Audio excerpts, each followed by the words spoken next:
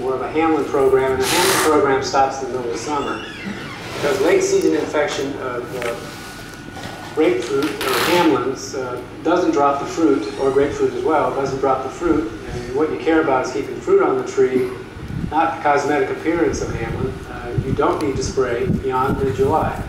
It feels good, and there's more disease occurring late in the season, but it's not necessary to control it because that infection does not drop the fruit. It doesn't expand, doesn't cause ethylene to be produced by the fruit and knock the fruit off the tree. So again, when we spray beyond that period of time, it doesn't matter what year it's been, it never gives us any added benefit or value to sticking fruit on the tree.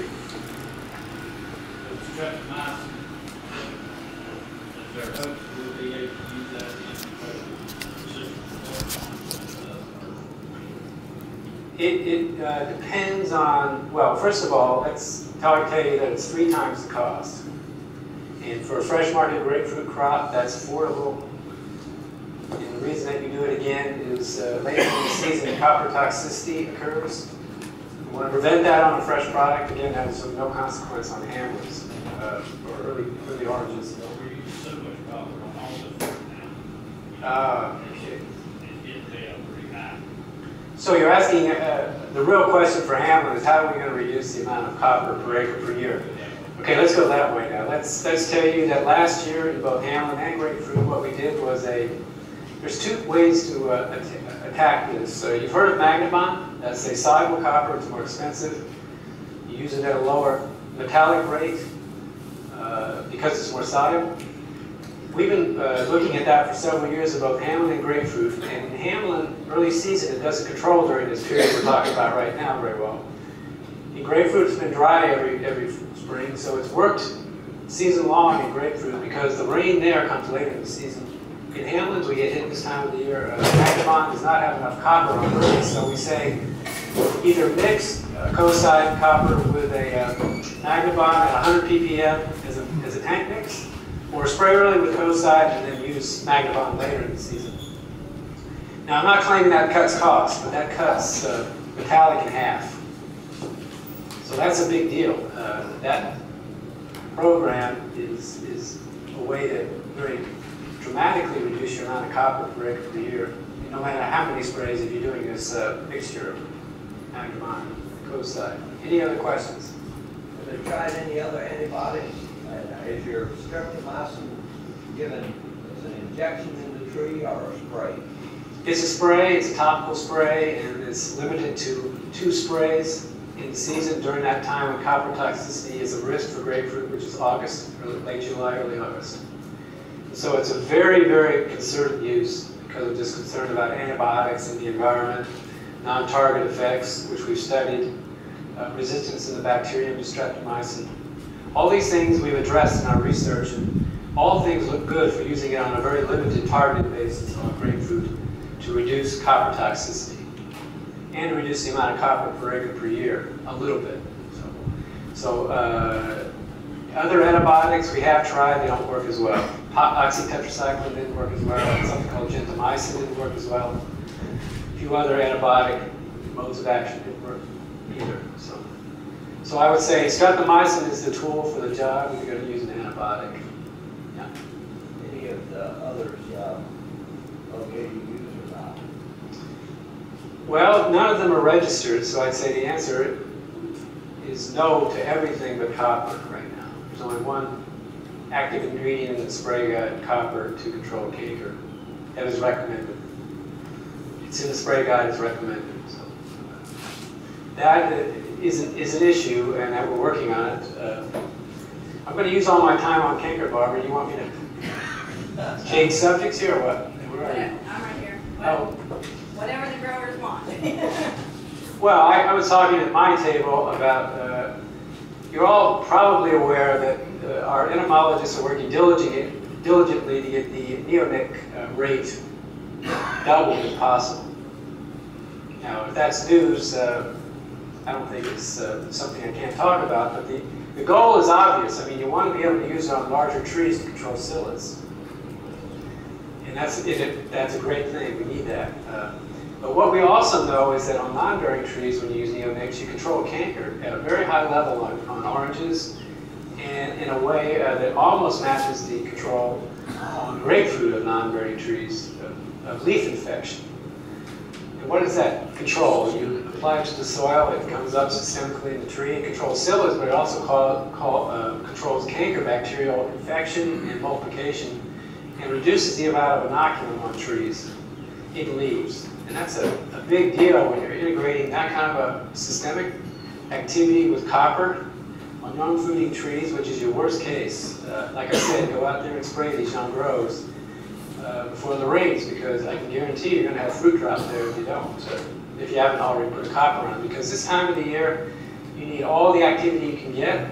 It would be great to have an SAR, what we call systemic acquired resistance type of activity systemically in the tree, as well as that copper deposit on the fruit. Integrating that kind of systemic activity with a protecting activity of the copper on the fruit is much better than either one alone. So that is a way forward to control canker with something that is not in the spray guide per se to control canker, but on those labels for neonics, you see a double E statement that says also has control of canker as an activity on that label. That means it's registered to control insects, but it has this side benefit of controlling canker. It's not small, it's quite substantial. Oranges, it means you don't spray copper on non-bearing orange trees, which you don't anyway, so you don't want to have to starve, you don't have to. And on grapefruit, you would use it with copper sprays to control. But when you use it alone, that SAR activity on grapefruit non-bearing is as high as it is with 21-day copper sprays. So it's actually a cheaper approach as well. We use neonics at the rates that we've been using on non-bearing trees. So any other questions about canker control management before we dive into root health? Well, I think Barbara invited me, for those of you that were on the bus tour, I think Mike Irie spoke to you about HLB and phytopthora and the interaction that we discovered. How many of you were on that bus tour? Okay, a few of you. So I'll go through the whole story here in the time I have, and Barbara, you tell me when that time is getting close to the end. I'm going to talk about that interaction today, but I'm going to talk more fundamentally about what HLB does to trees in terms of root loss, root health, and how important it will be to manage root health in HLB trees. To explain what we've been seeing in grows, what we've been seeing by surveying for phytopthora, to kind of address something that we've been overlooking or underestimating, and that is that the infection in trees by bacterium isn't just confined to what you see above the tree, in the above ground of the tree. That bacterium in our tests like Alfred with small potted trees in the greenhouse suggests that bacterium, when you inoculate it with the stem, could go down first before it goes up. Depends on which way the sap flow is going in the tree. Now, inoculating with a bud in a nursery tree in the greenhouse and showing the bacterium goes down does not necessarily confirm that the same is happening when a psyllid inoculates a tree at the top of the tree, and that bacterium will go immediately to the ground, below the ground and into the roots. But we think it goes there a lot sooner than we thought, and a lot more pervasively through the root system to infect the roots. And we're doing tests of roots in the field right now and finding the bacterium in roots. The question is, how early now does that infection occur? And what that infection appears to do, based on data that I've handed out to you, is cause root loss like we haven't estimated before. And we've underestimated this infection in roots, how early it occurs, and how much damage it occurs that occurs on the tree below the ground. And this is the way to explain how these trees are behaving when they're under stress, like we are now, drought stress, freeze stresses, or freeze damages in the past seasons, to explain how these and why these HLB-affected trees react so severely to these stress periods. Leaves fall, fruit fall, the tree suddenly goes from a very vigorous green state if it's on a very good management program. Something we call an enhanced nutrient program is more like the standard program now. That these trees, formerly before the stress periods, look pretty good, but after the stress on these HLB trees, they decline very, very rapidly, much more rapidly than we've ever seen before. I think all of you understand what I'm talking about. The aftermath of the stress is leaves on the ground, but more importantly, fruit on the ground. And it's not a once in a while type thing on HLB trees. It's actually a perennial type of problem you have on these trees now that they drop fruit prematurely. And it's creating a havoc right now because you want to get these fruit off the trees before they fall on the ground. And so you want to get your fruit contracted and off the tree because you can go out and find more fruit dropping on the ground this time of the year. And it's because of the drought stress, the past cold stress in some areas around here. It was very cold this past winter. Those are the groves what they experience the most HLB losses. So, as I mentioned, enhanced nutrient programs are more the standard now than the exception. If you look at the graph on the top there, I think that's the first page. What I've done is I've lined up some things that we've surveyed in the industry. That is, we being Syngenta, the program that surveys phytopthora in your groves, collects samples and in support of Vitamil fungicide, gives you a number, gives you a amount of phytopthora in your soil, what species it is, and with that number being above a certain level, we call it a threshold population, it gives you some idea whether you should treat with Vitamil or not, or any other fungicide for that matter. So if you look at that graph in the upper left-hand corner, the survey by Syngenta has been going on for 25 years. And over those 25 years, the percentage of samples that are above that threshold, we call that percent treatable, has been around 30%. So you look on the left-hand side of that graph, and it shows about 30%. That's what's been going on for the last 20 years. In the last 2 or 3 years, that percentage of treatable samples, that is the levels of phytopthora in your groves, have skyrocketed. They've doubled and even tripled. So the percentage of treatable samples, as the threshold is exceeded, and that threshold is 10 to 20, has tripled. So you see this trajectory of change in phytopthora and the recommendation or the indication based upon that you would go ahead and treat for phytopthora with fungicide, either applied foliarly as a alliette type of mode of action or to the soil as a methanoxin type of activity. And there are different products that contain methanoxin, Ultraflourish, Vitamil, and something called Metastar, I think, is another active ingredient that has metalaxyl in it. So we have that trajectory. In the other corner, lower corner, is the trajectory of HLB incidence increase. That is, I don't think that graph should be too surprising to you that look at your groves, even driving in today, that the percentage or the incidence of HLB infected trees is climbing very, very rapidly, very steeply. And based on that curve and what the epidemiologists say that model this type of stuff, they say that it's going to be close to 100% in not too long distant future. And we control psyllids, so we control inoculant movement that way, but we aren't any longer removing trees. If we started, we have continued removing trees to control inoculum that way. So inoculum is not limiting anymore, so that incidence will surely rise. The other line I drew on that graph to parallel what's going on with phytopthora and what's going on with the incidence of HLB is that in response to that, growers have gone very rapidly and very positively and maybe to some excess to enhance nutrient programs. So I drew a curve on there of what has happened in just the last few years with ENPs or enhanced nutrient programs.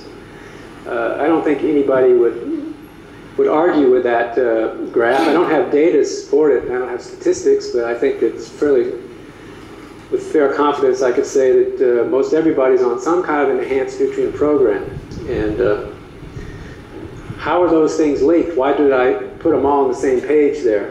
The answer is because I think that what ENPs are doing is not just enhancing the vigor above the ground, the color and behavior of the tree above the ground, but they're also influencing the root growth below the ground. And our previous research shows clearly that when you grow more roots on a tree, and in this way, with more nutrition, you're going to get more phytophthora, because that's what phytophthora eats.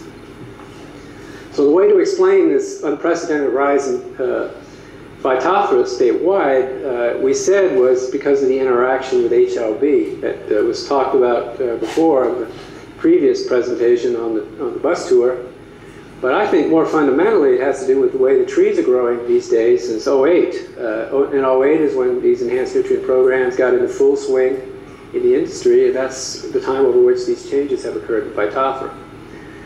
So we're pretty sure that more roots, more phytophthora is what's happening in groves statewide, because these propagule counts are not just your area or the south or the north, they're statewide.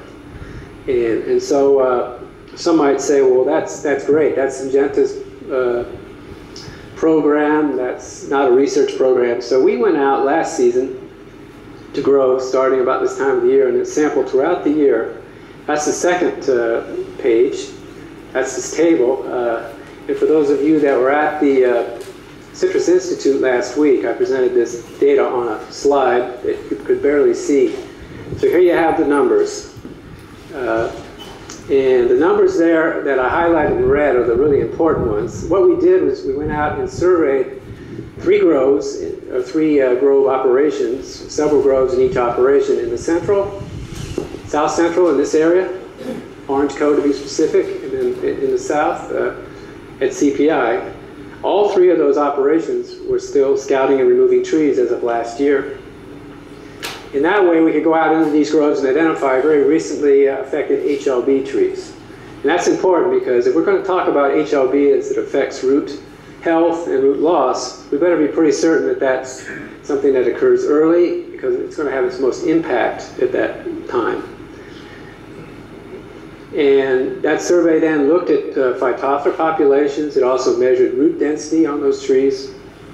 And it matched with every HLB tree that was symptomatic, it matched a asymptomatic or non-HLB tree side by side. And again, we did several blocks in each area several times a year. And we picked on rootstocks that we say historically are more resistant. Swingle, more resistant. Carrizo, kind of intermediate. Because we were seeing with the Syngenta survey and in our surveys, higher populations on swingle than we've ever seen before in areas where we don't expect high populations, like the ridge. So if you look at that column, that first red column, it's the amount of phytophthora on the HLB negative trees, the trees without HLB, was high and even higher. It was multiples of our threshold of 20. It was 40, 60, and 80. Didn't seem to matter what part of the state, and it was on these rootstocks that we'd say are resistant or tolerant in the past. The real finding there, the real surprise was, is that those populations on the HLB negative trees were as high as that on the HLB positive trees. And that surprised us. We couldn't explain it. I really looked at that data for several months before I even put it into a table, because I thought something's wrong with this picture. The other thing when we put all this data together was the second set of columns is how much root loss that we measured by taking the amount of roots in our soil samples, sieving them out, and measuring a 30 to 50% reduction in fibrous roots. Now those fibrous roots are a big deal, because we know that when we lose them to phytophthora, nematodes, or diaprepes, that whatever we lose below the ground, we lose in yield above the ground. That's, again, old research that we did over 20 years ago. So when we see these kind of losses of roots on HLB trees, they're not small, and they're going to have big impacts on the tree.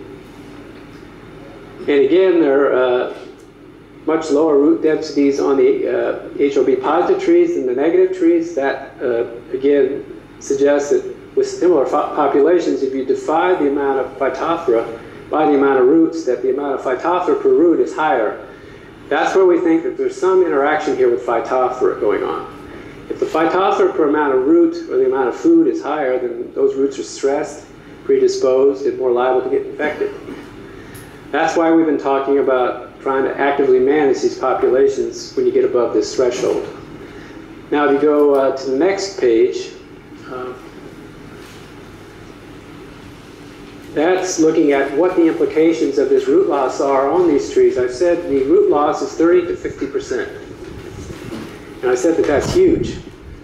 And on the third page, we have the answer for why I think that is, based on a study that was done in Brazil with 1,000 trees, about an equal amount of early mids and lates, all oranges, not growing under the same conditions as in Florida, but very similar in the sense that they have all the nutrition they need. They're very horticulturally vigorous trees, very well colored. They're not limiting in any way in nutrition. If you model those clusters of points, as the author did here, Bazinesi, a colleague from Fundicitrus in Brazil, he shows that that curve is the same for early, mids, and lates. You could call that a model for crop loss. Along the x-axis there is the amount of decline in the tree, starting with 0.2, 0.4, 0.6, 0.8, and 1, is that at 0.2 you have very early stages of decline. That's the kind of trees we surveyed in our phytopthora root loss study. If you look at the amount of crop loss on the y-axis and model it down to in the early stages of decline, 0.2, you see a 30% loss of crop on this tree, of these trees. In all early, mids, and lates, all varieties. And that hit on the tree is due to this loss of roots below the ground. Now, I use Brazilian data because it's 1,000 trees, and it's a very, very excellent study of crop loss, the best ever published, best in the world. And those conditions obviously are not the same as in Florida. But what I can tell you based on studies done by, commissioned by Davis Management Company and some studies done in Maury Boyd's Grove in Immokalee, that those kind of crop losses have also been measured in their groves. And have been measured in trees that have had EMPs, very high levels of EMPs, very high level programs, very comprehensive programs. So I think that that model applies very well to what's going on in Florida, because the crop loss in those grove studies are about 20 to 40%. The model says about 30% on average. So I think that what's happening in Florida is happening in Brazil and vice versa. For the same reason, I think infection by the bacterium in roots is causing direct root loss, root damage and root loss. And that again has an implication in terms of early crop loss. And this occurs in spite of EMPs here in Florida. So EMPs are not the way to stop phytophthora. We never said that would be the way to control phytophthora, that is, increasing nutrition. And I told you that growing more roots could even increase phytophthora. So back to what you heard last time that this presentation was made about phytophthora and HLB, is that we think, based on what we know right now, and we're working on other things that might be stressing roots and causing more root loss in HLB trees, that being more active in your control of phytophthora, managing phytophthora with fungicides, is warranted now. Even in spite of the cost, a program is expensive. That's why they had the testing program, to give you some information to make that decision. Bottom line is that you're going to have to be much more intentional and active in managing your phytophthora in your grows to try to keep the root health at as high a level as you can in spite of this hit that's caused by HLB. I'm not going to say that controlling phytophthora will reverse that process. I think what it will do, along with EMPs, is stabilize that root loss. If you stabilize that root loss, the evidence, again, from these commissioned studies are you're going to stabilize that crop loss. The hit is the hit, but if you can control root health, you can control tree health with EMPs, that you can stabilize that loss at a level that maybe will keep you in business for the future, near future anyway, of course depending on how much the fruit are worth. Now that is fluctuating right now. What I want to end up with say is these EMP programs, as I have already implied, are kind of excessive and a little bit more expensive than they need to be. I think that a lot of your standard programs are adequate and maybe even more than adequate. So if you're applying anything above that in terms of what I call enhanced nutrient program, think about maybe reducing that back and using that funding to get into a root health management program with fungicides because of the critical nature of fundamental nature of roots in sustaining crop. Now again, I said that's an expensive program. The other thing about that program, it isn't something you get into and you jump out of. When you see the trees getting better in health, you don't say, oh, I've done my job, I'm going to stop. It's something that you commit to and stay with for seasons, years. And it's like TEMIC. Those that get into TEMIC programs stick with those TEMIC programs because they see kind of when they relax the programs, the tree health relaxes or goes back to some lower standard. Same with phytophthora control. Those that have been on phytophthora programs for years, and maybe some of you know, maybe some of you are those people, know that you're getting benefits from those programs over a period of years, that the trees have always looked healthier and have stayed healthier on those programs. So I think that's about the extent of my comments today, and I'll take some questions if I have time.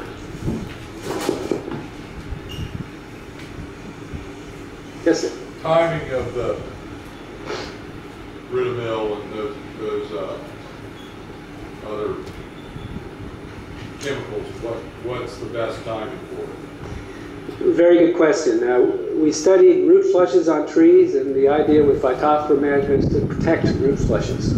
Those flushes occur after your spring foliar flush and your last fall foliar flush. It occurs after, so if you time your applications to those windows, I think you're doing the best, you're getting the best kick for your application with Ridamil. Now with Alliet or a foliar type fungicide application, we would say maybe target those more to the summer, rotate with Ridamil. So we'll go from a contact Ridamil type of activity or mefenoxam activity to a phosphite Alliet type activity back to a Ridamil activity. So in talking to a grower just yesterday or the day before, it was, oh, Dr. Graham, I'm only putting it on twice a year. Is that enough to cover the summer? All that time in between. What do I consider? I said, well, consider two things. You've got to rotate, and the other thing is you want to rotate with another active ingredient.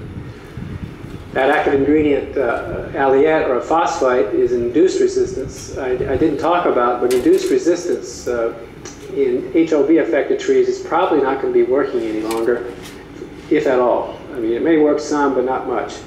So I wouldn't depend on your phosphite programs that you have in place now with your EMPs or whatever else you've used these phosphite programs for to control your phytophthora, because these statewide populations have zoomed even with phosphite programs in place. So I would rotate with a phosphite, but not depend so much on phosphite as in the past. But certainly keep in mind that when we only have one contact mode of action, mefenoxam, obviously we're looking for others, and we're working with chemical companies right now to develop others for use in Florida citrus to rotate with Ridamil, mefenoxam, and prevent issues like resistance and loss of activity over time. So, did I cover it?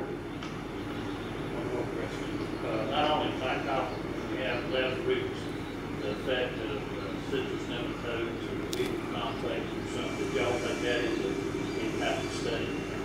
Big or just phytophthora? Well, we studied those before HLB in isolation from one another. We know phytophthora and diaprepes interact, cause much more damage than either one alone. And previously, our Ridamil recommendations or our fungicide recommendations were for diaprepes infected grows, pretty much irrespective of rootstock. But the more susceptible to rootstock, the more likely we would recommend fungicides for those types of situations.